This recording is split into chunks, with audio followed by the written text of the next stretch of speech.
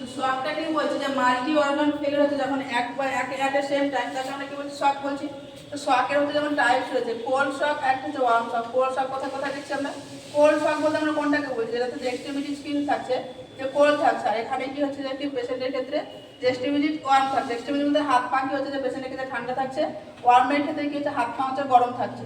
এখানে যেগুলো পাচ্ছে এক্সাম্পল যেমন হেমারেজিক শক বা হাইপোভোলেমিক শকের ক্ষেত্রে, কার্ডিওজেনিক শকের ক্ষেত্রে বা অবস্ট্রাকটিভ শকের ক্ষেত্রে আমরা কি পাবো? যে হাত পা ঠান্ডা পাবো। আর হচ্ছে গরম কোন পেশেন্টের ক্ষেত্রে আমরা হাত পা গরম পাবো? সেটা হচ্ছে অ্যানাফাইলেটিক শক হলে, অ্যালার্জিক রিঅ্যাকশন, সেপটিক শক বা ইনফেকশন হয়ে গেলে, বা নিউরোজেনিক শক বা হচ্ছে নার্ভ কোনো ড্যামেজ হয়ে গেলে যে শকটা পাবো সেটা হচ্ছে আমরা হচ্ছে ওয়ার্ম শক পাবো, মানে হাত পা হচ্ছে গরম হয়ে থাকবে। তো এখানে যেটা আমি মেনলি পড়েছি সেটা হচ্ছে হেমারেজিক শক বা হাইপোভোলেমিক শক। তো সব থেকে বেশি যেটা শক দেখা যায় সেটা হচ্ছে যে কি হাইপোভোলেমিক শক, যেখানে কি হয় ব্লাড লস আমাদের বডি থেকে বা ফ্লুইড লস কি হচ্ছে যে 15% বেশি হলে আমরা কি বলছি? হাইপোভোলেমিক শক বলছি। তো এখানে কজেস অফ হাইপোভোলেমিক শক আমরা দু ধরনের পেতে পারি, একটা হচ্ছে নন হেমারেজিক, একটা হেমারেজিক। হেমারেজিক ক্ষেত্রে যেমন দেখতে পাই আমরা যে ব্লিডিং আমরা দু ধরনের পাবো এখানে, একটা হচ্ছে ইন্টারনাল পাবো, একটা হচ্ছে এক্সটার্নাল পাবো। এক্সটার্নাল যেমন হচ্ছে আমরা বাইরে দেখতে পাচ্ছি, ইন্টারনাল যেটা আমরা দেখতে পাচ্ছি না। এক্সটার্নালের ক্ষেত্রে যেমন হচ্ছে কোনো কথা অ্যাক্সিডেন্ট হয়ে গেলে যে ব্লিডিংটা দেখতে পাচ্ছি, বা অনেক সময় দেখা যায় ইন্টারনালি ব্লিডিং হচ্ছে, ব্লাড বুঝে যাচ্ছে কিন্তু আমরা সেটা দেখতে পাচ্ছি না।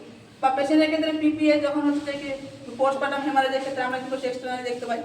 যেটা হচ্ছে নন হেমারেজিক শক যেটা হচ্ছে যেমন হচ্ছে এখানে কোনো হেমারেজ থাকছে না, যেমন ডায়রিয়া ক্ষেত্রে বা পেশেন্ট যদি এক্সেসিভ যদি কি করে ভমিটিং করে, বার্ন পেশেন্টের ক্ষেত্রে। অ্যানোসার্কাম আমরা কখন দেখতে পাই? যখন আমাদের হচ্ছে যে প্লাজমা প্রোটিন থাকে অ্যালবুমিন, সেটা কি হয় যায় ইমব্যালেন্স হয়, ডেফিসিয়েন্সি হয়। তখন কি করে আমাদের যে হাইড্রোস্ট্যাটিক প্রেশার আর অঙ্কটিক প্রেশার ইমব্যালেন্স ঘটে, এর ফলে হোল বডিতে অ্যানোসার্কা দেখা যায়। সেক্ষেত্রে আমরা কি দেখছি? নন হেমারেজিক শক দেখি পেশেন্টের ক্ষেত্রে। তো পেশেন্টের ক্ষেত্রে সাইন সিমটম কি আছে? ফার্স্ট যেটা আমরা দেখবো ট্যাকিকার্ডিয়া।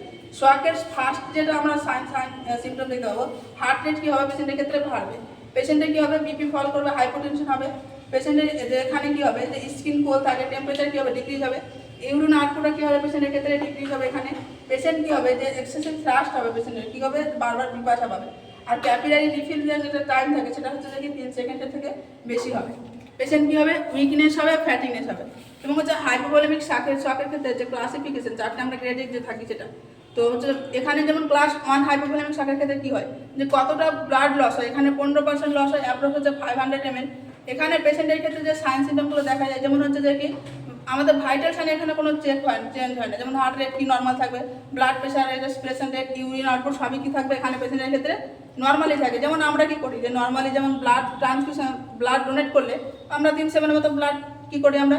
যে ডোনেট করি। সেক্ষেত্রে তো কোনো হচ্ছে যে কি ফিজিক্যাল সিমটমস প্রেজেন্ট হয় না। সেরকম এখানেও পেশেন্টের ক্ষেত্রে কি হবে? যে এটা হচ্ছে যে সেটাও হচ্ছে যে কি টাইপ 1 বা ক্লাস 1 হাইপোভোলেমিক শকের মধ্যে পড়ছে।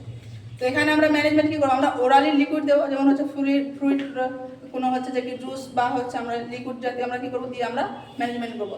দেন হচ্ছে ক্লাস 2 হাইপোভোলেমিক শকের ক্ষেত্রে আমরা কি করছি? এখানে পেশেন্টের ক্ষেত্রে যে ব্লাড লসটা হচ্ছে যে 15 থেকে হচ্ছে 30% লস হচ্ছে, যেখানে হচ্ছে 500 থেকে 1 লিটার ব্লাড হচ্ছে কি লস হচ্ছে। তো পেশেন্টের ক্ষেত্রে এখানে কি হয়? যে হার্ট রেটটা ফার্স্ট যেটা বললাম যে সিমটম দেখা যাবে, হার্ট রেটটা কি হবে পেশেন্টের ক্ষেত্রে? ইনক্রিজ হবে। এখানে কিন্তু বিপি কি থাকে? নর্মালি থাকে, বাট রেসপিরেশন রেটটা হচ্ছে একটু বাড়তেও পারে বা নর্মালি থাকে। ইউরিন আউটপুটও সেখানে সেম, যে নর্মাল থাকতে পারে বা ডিক্রিজ হতে পারে। পেশেন্টের কিন্তু কি হচ্ছে? মেন্টাল স্ট্যাটাস কেমন থাকবে? যে পেশেন্টে কী হবে? বারবার হচ্ছে কি পিপাসা পাবে পেশেন্টের ক্ষেত্রে। এখানে আমরা যেটা ম্যানেজমেন্ট করবো, আইভি আমরা কী করছি? ক্রিস্টালয়েড ফ্লুইড দিচ্ছি, যেমন RL NS সমস্ত ফ্লুইড দিয়ে কী করে আমরা ম্যানেজমেন্ট করি। দেন হচ্ছে আমাদের ক্লাস 3 ক্ষেত্রে এখানে কি হচ্ছে? যে বডির যে 30 থেকে 40% হচ্ছে ফ্লুইড লস হয়ে যায়। এখানে 1 থেকে হচ্ছে 1.5 লিটার ফ্লুইড লস হচ্ছে। তাহলে পেশেন্টের ক্ষেত্রে হচ্ছে প্রত্যেকটা জিনিসেরই কিছু চেঞ্জ আসছে ভাইটাল সাইডে। তো হার্ট রেটটা কী হবে? এখানে পেশেন্টের বাড়বে। পেশেন্টের কী হচ্ছে? বিপিও এখানে কী হচ্ছে? যে কি কমবে। তারপরে এখানে পেশেন্টের হচ্ছে রেসপিরেশন রেট বাড়বে, ইউরিন আউটপুট কমবে। পেশেন্টের ক্ষেত্রে কী দেখা যাবে? যে কনফিউশন দেখা যাবে। এখানে আমরা কি হচ্ছে? আইভি ফ্লুইড প্লাস হচ্ছে যে কি আমরা ব্লাড ট্রান্সফিউশন করতে পারি অ্যাজ পার ফিজিশিয়ান অ্যাডভাইস। দেন হচ্ছে ক্লাস 4 এর ক্ষেত্রে কী হচ্ছে? যে 40% বেশি যদি ব্লাড লস হয়, 1.5 লিটার থেকে বেশি যখন লস হচ্ছে, তখন এখানে আমরা দেখি যেটা হার্ট রেট নট রেকেটেবল দেখা যায়, বা সিস্টোলিক হার্ট রেট প্রচুর পরিমাণে বাড়ে। তারপরে হচ্ছে সিস্টোলিক ব্লাড প্রেশার হচ্ছে যে নন রেকেটেবল দেখায়, রেসপিরেশন রেট প্রচুর বাড়ে। পেশেন্টের ক্ষেত্রে অ্যানিউরিয়া দেখা যায়, পেশেন্টের ক্ষেত্রে ইউরিনের পরিমাণটা কিন্তু প্রচুর পরিমাণে কমে যায়, 100 ml থেকেও পার ডে কমে যায়। পেশেন্টের মেন্টাল স্ট্যাটাস কী থাকে পেশেন্টের ক্ষেত্রে? যে কমে চলে। এখানে আমরা কি করি? যে management as per physician advice massive blood transfusion.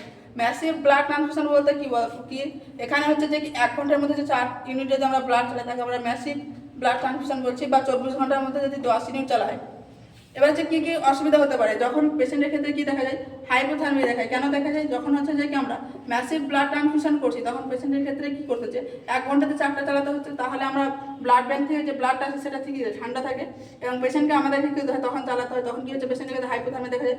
হাইপোক্যালসিয়ামে কি, হাইপোক্যালসিয়াম হচ্ছে পেশেন্টের অ্যান্টিকোয়াগুলেন্ট থাকে সোডিয়াম সাইডে, সেখানে হচ্ছে যে কি ক্যালসিয়ামের পরিমাণটা কমে, তাহলে পেশেন্টের ক্ষেত্রে হাইপোক্যালসিয়ামে দেখায়।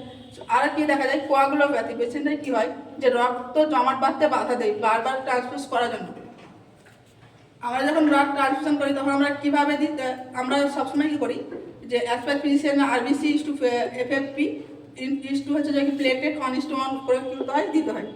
এবার আমাদের ফ্লুইড যখন হচ্ছে মনিটর অফ শক, আমরা শক যখন মনিটর করি যে ফার্স্ট আমরা কী করি যে কতটা ফ্লুইড রিক্রুটমেন্ট হবে, তো এটা করে ফিজিশিয়ান যে চেক করে সেটা হচ্ছে কী দেখে, CVP central venous pressure check করে কতটা ফ্লুইড লাগবে সেটা চেক করে। এবং যেটা পরে যেটা হচ্ছে যে আমাদের ফ্লুইড হচ্ছে অ্যাডুকেট পরিমাণ পেশেন্ট পেয়েছে কিনা, রিসাসিটেশন হয়েছে কিনা, সেটা আমরা কী দেখে বুঝতে পারি, যে ইউরিন আউটপুট দেখে আমরা হচ্ছে যে ফ্লুইডের রিসাসিটেশনটা বুঝতে পারি। আজকে পর্যন্ত।